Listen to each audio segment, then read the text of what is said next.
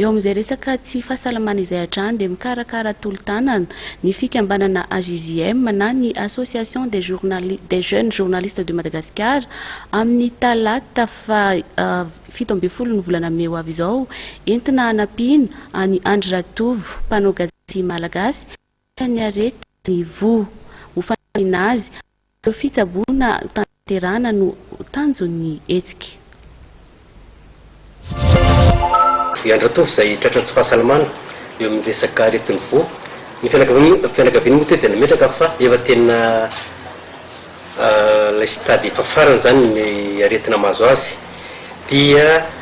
nilaza ny fianakaviany fa 5 hetsy isan-kerinandro ny vola ilaina hanaovana dialyse dia misy ihany koa ny fanatonanareo setra samihafa zany natony fianakaviana ny karakara azy hitondrana azy any ampitan-dranomasina ny vola ilaina any ampitan-dranomasina 1,800,000,000 dia mandra-pahatonga an'ilay fambianana ny ivelany zany dia dialyse aloha no atao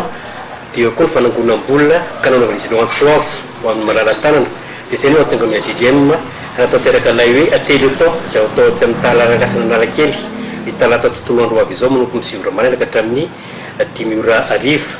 Isika mpanao gazety rehetra no entanina amin'io satria nambantsika no tratry ny aretina mafy